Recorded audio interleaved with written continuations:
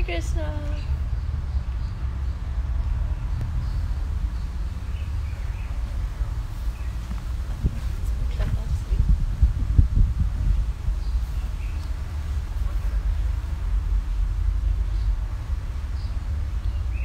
Sonali's here and she's waving at us. Mhm. And we're going live.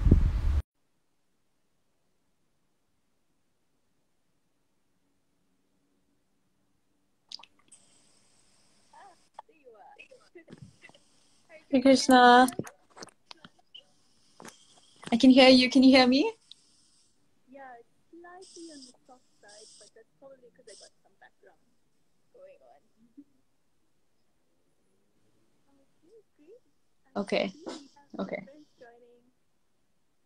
Thank you for joining us on this lazy Saturday morning where we're choosing to just read a little bit from Krishna book with Sonali. Sonali, tell us a little bit something about you. Tell us what you're doing. I know you're out of campus now and you're working or something in line with your um, adventure in the path of bhakti this year. Let us know who you are. Okay. So I just finished my law degree and I'm currently completing my articles. And during the lockdown, I was staying at home and I had my cousin join me and she was part of the book club. And she introduced me to the book Science of Self-Realization, and she had asked me to join, and I decided to, and that's where the journey started. So from about March, I joined the book club, and I've been enjoying it ever since. And every week we meet, and yeah, so I started with Science of Self-Realization, and then we moved on to a few more books after that. But other than that, it's law and the Bhakti Yoga Society that I've joined and been a part of. And that's my everyday, really. That's a bit about me. Yeah, it really has been an adventure, but also a very fruitful one. Today, you chose to read the Krishna book, and the specific story that you told me was like close to your heart.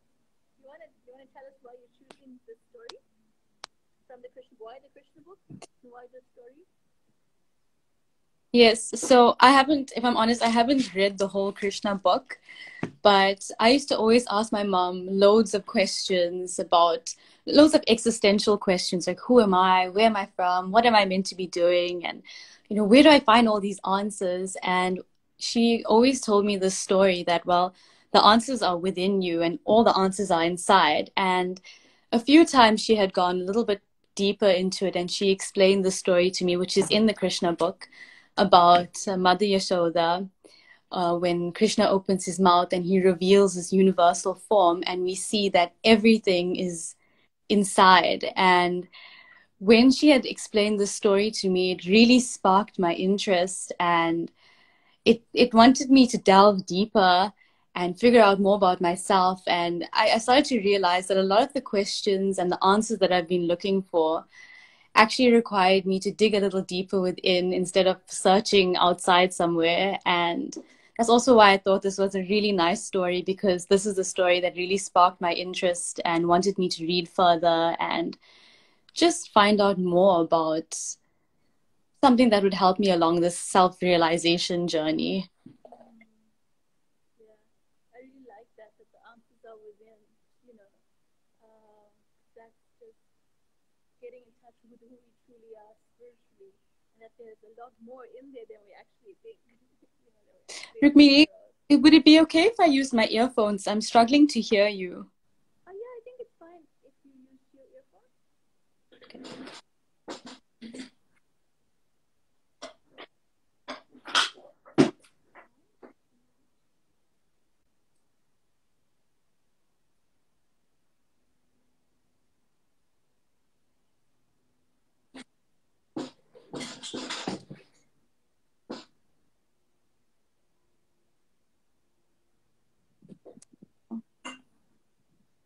Okay, so we're just doing a sound check to make sure that everybody can hear us. Sonali? Oh, okay. You can't hear very well either. Someone says, let's see if I can get it a little closer. Let's see. All right. I guess, who needs my forehead anyway? Okay. Okay, Can you hear me better? better? It was traveling dolly. Okay. Great, yeah. Okay. Is this better? Can you hear better now? I can hear better. You're quite soft though. Okay. All right. I'll speak up. It's okay. I am in the amphitheater Okay. in either case, and that's where we're meant to project. So I couldn't call myself a theater person if I don't project. Okay. Okay. So we can. Okay. Hear you. We can hear you fine. Okay. Okay, great, cool. So just shout out if for some reason you can't hear us, and we just need to up the volume. Okay. So we're reaching about our start time. Okay, we're reaching about our start time, and maybe you can start reading, Sonali. Can I start? Yeah, and we'll just pause here and there if you want to say something or if anybody has comments or questions. Okay, sure. Pretty informal. Okay, I'm reading from Krishna book, and it's chapter 8, Vision of the Universal Form, and we're just going to read just an excerpt from the chapter. So I'll just start. Which is on page 89, right? The Page 89.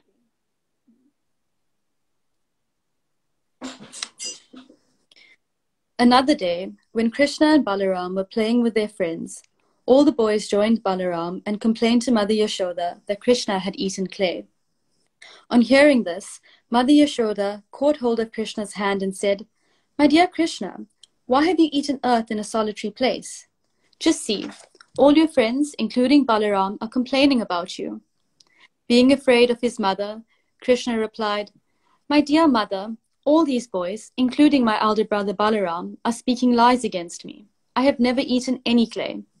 My elder brother Balaram, while playing with me today, became angry, and therefore he has joined with the other boys to complain against me. They have all combined together to complain, so you will be angry and chastise me. If you think they are truthful, then you can look within my mouth to see whether I have eaten clay or not." His mother replied, "All right. If you have actually not eaten any clay, then just open your mouth. I shall see." When the Supreme Personality of Godhead Krishna was so ordered by his mother, he immediately opened his mouth just like an ordinary boy. Then Mother Yashoda saw within that mouth the complete opulence of creation. She saw the entire outer space in all directions: mountains, islands, oceans, seas, planets, air, fire, moon, and stars. Along with the moon and the stars, she also saw all the elements: water, sky, and the extensive ethereal existence, along with the total ego and its products, namely the senses, the controllers of the senses, all the demigods, and the objects of the senses like sound and smell. Within his mouth, she also saw the 3 qualities of material nature: all living entities, eternal time, material nature, spiritual nature, activity, consciousness, and different forms of the whole creation. Yashoda could find within the mouth of her child everything necessary for cosmic manifestation. She also saw within his mouth herself taking Krishna on her lap and having him suckle on her breast. Upon seeing all this, she became struck with awe and began to wonder whether she was dreaming or actually seeing something extraordinary. She concluded that she was either dreaming or seeing the play of the illusory energy of the Supreme Personality of Godhead. She thought that she had become mad, mentally deranged, to see all those wonderful things. Then she thought, "It may be cosmic mystic power attained by my child, and therefore I am perplexed by such visions within his mouth. Let me offer my respectful obeisances unto the Supreme Personality of Godhead, who is beyond the expression of consciousness, mind, work, and philosophical speculation, and whose different energies produce everything manifested and unmanifested. Under his energy, bodily self and bodily possessions are conceived. She then said, "Let me offer my respectful obeisances unto him, under whose illusory energy I am thinking that Nanda Maharaj is my husband and Krishna is my son, that all the properties of Nanda Maharaj belong to me, and that all the cowherd men and women are my subjects. All this misconception is due to the illusory energy of the Supreme Lord. So let me pray to him that he may protect me always." While Mother Yashoda was thinking in this high philosophical way, Lord Krishna again expanded his internal energy just to bewilder her with maternal affection. Immediately, Mother Yashoda forgot all philosophical speculation and accepted Krishna as her own child. She took him on her lap and became overwhelmed with maternal affection. She thus began to think of the Supreme Personality of Godhead, who is understood through the processes of cultivating knowledge derived from the Upanishads and the Vedanta Sutra, practicing mystic yoga and studying Sankhya philosophy as her own begotten child. That's a Wow. really sweet excerpt. Um, wow. It's a sweet book and a sweet excerpt. It's just amazing to see how in the story, which you said like a narrative, which is something you could really read to someone as they go to sleep. you know, Mm, there's still so much like deep meaning behind it. There's so much that you can take out of the story that tells you about who God is and what sort of person He is. mm. How do you feel, Sonali? This story expands on your idea of there being a higher power. So I think what was beautiful is that you see Krishna as a child and Yashoda as his mother, but even Mother Yashoda has to take a step back and realize this is not just a child, this is a much higher being. And when Krishna opens his mouth and you get to see just a little bit of that potency, it leaves me starstruck because I'm thinking about this exact higher power that you're speaking about, and this internal energy that's described as he opens his mouth and you see everything, and it's all within the body of a little child, and it's so hard to wrap your mind around this, but at the same time it's all one. What Achintya Veda Veda Tattva, one, it's this and that. So he's this child, he's a baby, he's a human, and you would think you can relate to him, but when he reveals himself, he reveals so much more. And I think I think that just leaves me wondering and wanting to know even more. Mm. Yeah, I see, like, in seeing the whole universe within Krishna's mouth, we see Mm, this aspect of God, of Him being omnipotent, all powerful, omniscient, all knowing, like being the source of everything, being the, the, the powerhouse behind creation, right? I mean, the moment when she looks into Krishna's mouth, she sees all of that. Um, mm. and then when you hold him again in her arms, then she sees this personal, loving form of God that she can have a personal relationship with. And So those that's two aspects, how they combine into one, is amazing. it's so interesting because as we read, we see that she's trying to wrap her mind around the fact that this she wants to love him as her child, but he's so much more than that. He's everything. And whilst for a split second she sees that and recognizes that, we see that she quickly gets bewildered by her maternal affection once again, and she then just caresses him as her baby. And as you're saying, you can have this personal relationship with Krishna, and at the same time, he can reveal himself, and you'd realize that he's not just a person as we are. He's everything. He's a person and everything. Yes, And yes, that's true. Um, that's how spiritual mathematics works. mm, Krishna plus everything, equals the spiritual realm. It's the way it all comes together. Um, I also think it's a really important thing for us to see in our daily lives, you know, that to remember something I'd read in the Bhagavad Gita, to remember Krishna's majesty, to remember God's power and majesty, but then to also remember that he's that person. You know, his power and his majesty and his ability means that, when you feel like things are going out of control in life, and then you stop and you think like, okay, I take a pause and I think like, okay, well, I'm not in control, but somebody is, because Mm. remember, Krishna's omnipotent, he's omniscient, he has all that power. But then to remember that he's a personality, that helps me remember, oh yeah, and that person who's in control, he's my friend. Mm. So that it's like a perfect recipe when you try to understand, and so many people, so many seekers are trying to understand this idea of spirituality and this idea of a higher power. But I always find that why I find it come together in Krishna so nicely is because there is where we can see the power plus the personality. And we need both, right? The heart kind of wants both. Yeah, Yeah, definitely. that's what I was thinking. You were mentioning also when we were discussing about this idea of the Atma and the Paramatma. You want to explain it a little bit? So when I read this as well, um, Mother Yasoda, when Krishna opens his mouth, she even sees herself. And it immediately made me think about the Atma and the Paramatma, which would be your Atma, you are the soul, you're a spiritual spark. So understanding that we aren't exactly this body, but we're more the spiritual spark within this body. And contained within this body isn't just the Atma, it's the Paramatma, which is the super soul. And the super soul is located, situated within your heart, and that's Krishna. And when you hear this, it took me a while to actually understand what I'm saying.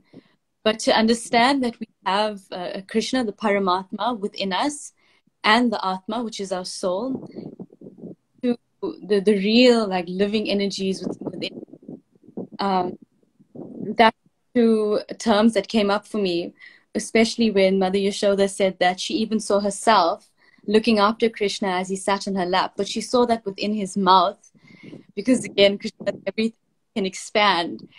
Um, but yeah, that was it, it made me think about the Atma and Paramatma, which would be our soul and super soul. Mm, yeah. And, sometimes Bhagavad Gita, it kind of gives this idea of the Atma and the Paramatma as two birds sitting on a tree. Do you Mm-hmm. remember that one? And just like one bird being us, the soul, who's just eating the fruits from the tree, and the Paramatma being the other bird who's simply watching and observing, um, Mm. and allowing us to just sort of wander this world and find our space in it.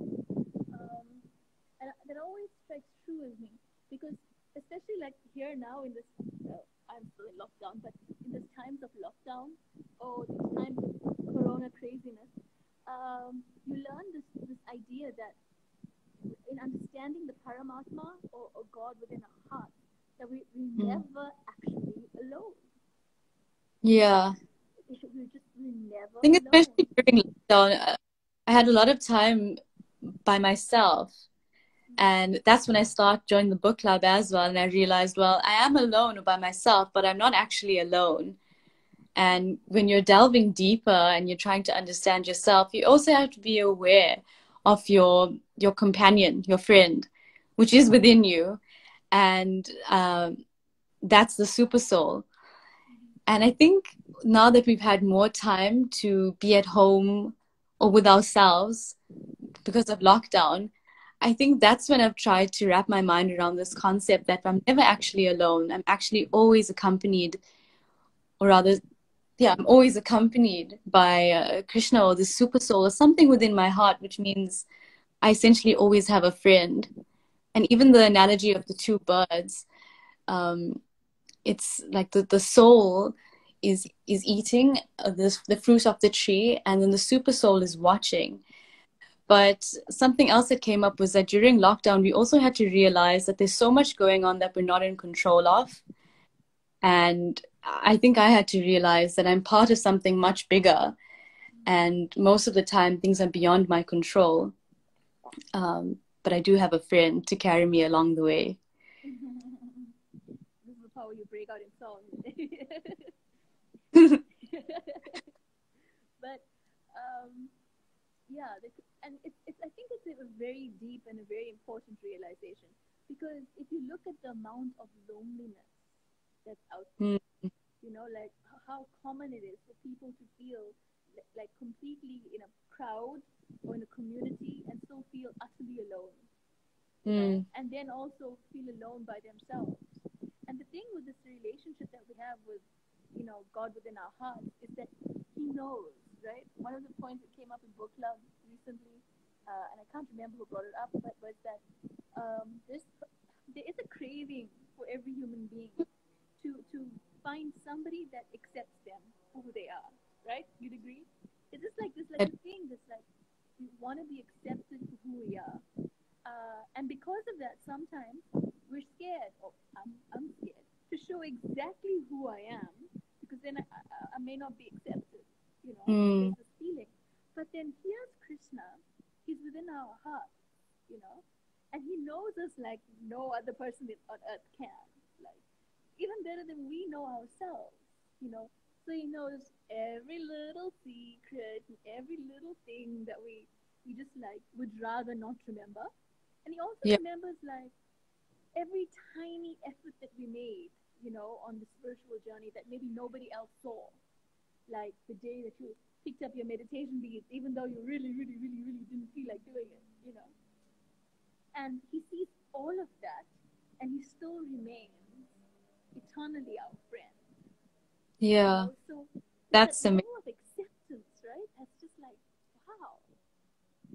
I can definitely relate to that constant fear of being rejected, especially if you reveal parts of yourself which might be a little bit more vulnerable or which you might fear sharing with everyone. But then coming to the realization that firstly you're not alone, but also there's Krishna in your heart who's seeing everything, even if you don't want to reveal it to him, he's still going to see it and experience it. But he never ever leaves. And he stays, he remains, and doesn't just remain, he remains your friend throughout. It's it's very relieving and almost refreshing to know that you're being accepted, even if you yourself aren't accepting those parts as yet. Yeah, I think it's nice. I think it's also nice to acknowledge it, Yeah. to just acknowledge that there's a part of God that's within me. And the Mm. important part is when you recognize that, you start seeing that then there's a part of God that's within everybody else, right? You can't stop there, And then it makes you question when you really sometimes you meet someone and you just feel that instant connection. This thought has popped in my mind. Is it me connecting with that person, or is it the God in me connecting with the God in them and really feeling that connection? You start to question like what how are these connections starting? What's going on here?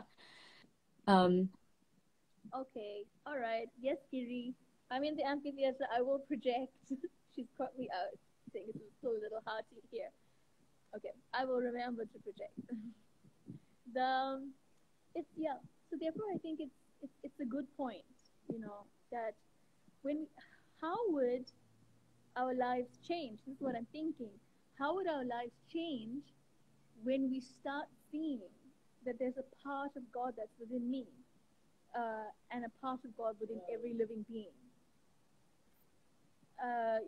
When in seeing that, because like it can be something philosophical, but when we truly grasp that idea, how would the world change?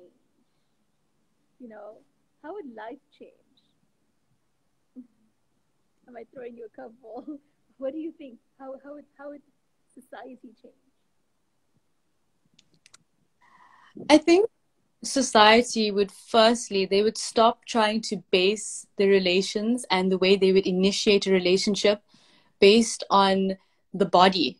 I think you would understand that you're connecting on a spiritual level, and it's not just you connecting, it's not just you as an individual connecting with that individual. it's a spiritual connection where God is fully part of it. And I think it's a really true connection. I really think that if people recognize that there is God within them and in everybody else, it's it's a it's a common space or mutual space, something that everyone can connect with. And I think all the other barriers that prevents people from really connecting would fall away, because there's something common between all of us that none of us can deny once we all come to that understanding. And working with that, I think every other barrier, which really starts in the mind, or it starts to become, it weakens. And I think it will slowly dissolve any kind of barrier preventing us from making true connections with each other, I think. Yeah. To me, it sounds like a beautiful world, because Mm, it's a world that would have no racism, no sexism, no xenophobia, you know, no concept of just basing our lives on external. And it is frustrating to sometimes mm, live in an environment that's so confined on the external. Um, so, so to just so to come to this point of just the story, right, of Mother Yashoda looking into Krishna's mouth and seeing Krishna, seeing herself in Krishna, and then Krishna within that, showing us that that every living being has some aspect of God within them, uh, mm, and has that connection if we're looking for it. Just by if that one aspect of the of Vedic knowledge, if that one aspect of spiritual understanding was just made prevalent to the whole world, and people grasped it, if I grasped it for myself, then it would really be living in a different sort of universe.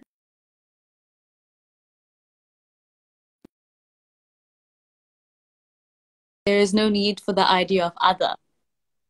And I think that sums it up really nicely. I think you come to the understanding that there is no real other if there's just one, but not one. But yeah, it's hard to wrap your mind around. But I think it does. It That's where that othering. point comes up that you said, right? Achunja beta beta tattva, this big guy. Blah, blah, blah. Try saying that. Achunja beta beta tat, achunja beta beta tat, achunja beta beta tat. Red lorry, yellow, red lorry, yellow lorry. Anyway, it's that it's we are together and we are apart. It's both things, you know. Mm, There is the idea that we are all a part of God, but we are also separate. We're also individual, and that's so important, because unless there was Yashoda and Krishna, how would they be an action of love or a feeling of love? mm, For love to exist, there has to be the lover, the lovers, the lover, beloved, and the action of love. So this mm. idea that we are one is true, but that we are Yes. individuals is also true, and that is the amazing thing, because we have I see it in myself, having been fixed in like this sort of engineering mindset for so many years, that we expect things to fit in a box. If it's true, it's not false. If it's false, it's not true. But the world doesn't work like that. It can be true and false. Mm, It can be false and true at the same time. If we when we're looking at things in a spiritual dimension, so there is no other, yes, but still we're individual, because as individuals we can experience love. You know, it does blow mm. your mind away. I know. It does sort of. But even when we read, Mother Yashoda says that she realizes, she says, "Oh, Krishna is my son," and then she has to take a step back and say, "Well, no, Krishna is my son, but he's not my son." But when she does look at Krishna as her son, she's in a role and expressing her love and experiencing love with Krishna in that kind of relationship. So even though he's everything else, sometimes you have to have one of these smaller of sorts relationships just to experience that kind of love, because I think we would struggle to really develop that kind of love and relationship with Krishna if we had to see him in his universal form all the time. But understanding him as a baby, as someone's son, it helps us to relate to him even more. And then we get to experience that kind of love in that form. And I think, I'm sure in the other stories, there's so many other forms of love that you experience with Krishna. But again, it's almost like Krishna presents himself in a way which makes him more approachable for us, Yeah, accessible. accessible.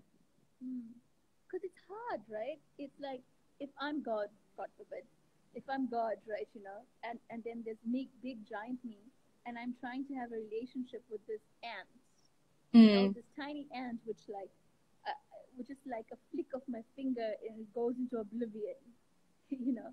And it's so Mm. hard. It's like try to shake its hand, you break it off or something. It's really hard when there's this idea of I'm so big and you're so small.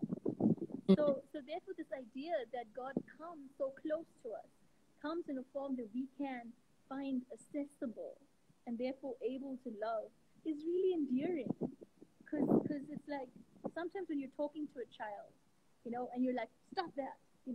But then when you really want to connect with the child, you go down on your knees and you start coming to his sort of eye level or her eye level to try and like, okay, we're here together, let's connect. And I feel like that's what Krishna's doing in this story. He's allowing us that accessibility, that we're able to connect with him while still observing his power, as being that sort of Mm. majestic thing. And isn't that amazing, right? Because it's unique, I think, to Vedic knowledge to have this sort of perspective of God as being able to share a loving relationship in different formats with different people. you know Firstly you think like, okay, there's this blue boy with a flute and he's a kid and he's God, right? Mm. How did that happen? you know but like but to understand that everyone has a different desire in their heart and a different relationship with the Mm. supreme person, and he's willing to have all those different types of relationships with us according to what we would like to have. I think that's mind blowing. That is mind blowing. I think I think just understanding, even when Krishna only revealed that this universal form more because he was ordered by his mom to open his mouth. And it's hard to actually, well, not hard, but it's quite cute to actually notice how Krishna listens to Mother Yasoda. He wants to please her. He wants her to enjoy this role of mother. And so he goes along as a child, as a baby, and as a naughty child as well. But he listens to her and he takes her orders. But it's only when he's ordered to do something and he opens his mouth, it's then that he reveals his universal form. But it's not to say that this whole time he was kind of shoving that in her face, that look, I'm everything. I'm higher than you, or I'm greater than you. It's nothing like that at all. And so she gets to really experience that role as Krishna's mom. And I think we're all, like you're saying, we all have different desires. And because of our different desires, we develop a different kind of relationship with Krishna. But he works in a way which would help us to to to connect with him according to those desires, like Mother Yasoda's. So I think that's really mind blowing. Traveling Dolly says, I think there are parallels with Christ in his relationship with humankind in Christianity. Yeah, that is true. It's not like this idea of loving God does not exist in other traditions. It's actually there. It's actually the essence of religion. It's the essence of the spiritual domain that we possess this loving relationship. Um, what I was trying to focus on was that sometimes we see our relationship with God as merely the idea of being Him being the Father and us being the servant, which is Mm. or Him being the master and us being the servant, which is a predominant feature that imbibes in every relationship with the Supreme. Uh, but some unique features that I found in Vedic culture was this idea, where Mother Yashoda gets to take care of him as her son. So definitely, love is expressed in different forms, in all different types. Love is expressed in all different types of religion, but the variety of relationships available is sometimes not always expressed. Some may, Mm. sometimes not always expressed, and therefore I find it interesting. So we have a few minutes left. Why, if you had to take this story, right? Krishna is now he's eaten clay. Well, actually, that is one of the questions Pidambakananda Swami brings up when discussing this idea. And usually, this happens when if you go to India currently, there is literally the place where this happened, the place where Yashoda looked into Krishna's mouth and saw the whole universe. It's called Brahmandagat, and I've been there a couple of times. Oh, really? And sometimes when we were there and we were speaking about the place, the question was asked, well, when the story ends, you don't really know. Did Krishna eat the clay or Yeah. didn't he? What do you think?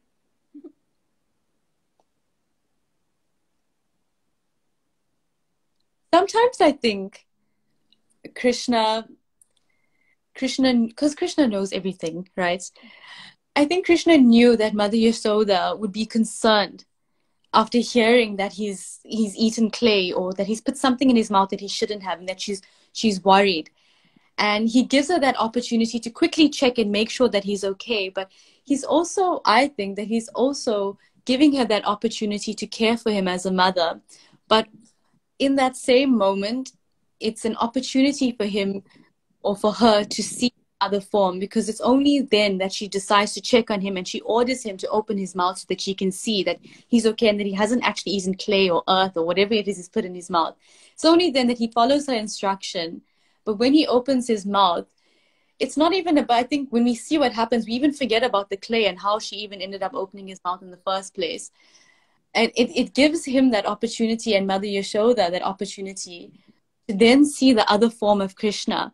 But I think he orchestrated that scene so that she got to be the mom. She got to kind of not shout at him, but order him a bit. And he gave her that opportunity where he's receiving her instructions and listening to her, but then also giving her an opportunity to see his universal form. I don't know whether he actually ate the clay or not, but I do think it was Krishna's intention for her to believe that he did, just so that she's intrigued and wants him to open his mouth. Yes, that's true. Well, considering that the whole universe was in his mouth, I'd say there's lots of clay Yeah. there. Clay Tons and of everything. clay, Krishna tons of ate clay everything. floating. Well, I think thank you, Sonali. I felt like this time, we tackled lots of important things. We've tackled this ancient knowledge from Krishna books, these eternal pastimes of Krishna that have been told by from sage to sage for ages.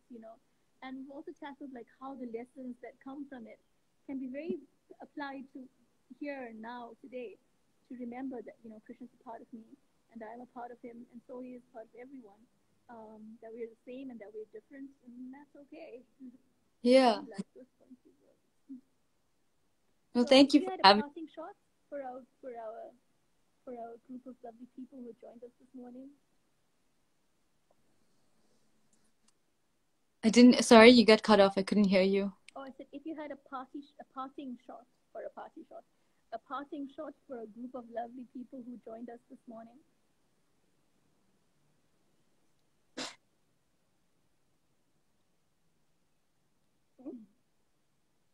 I think understanding that we all have this Paramatma, we all have a Krishna within us, or even Christ, um, and understanding that.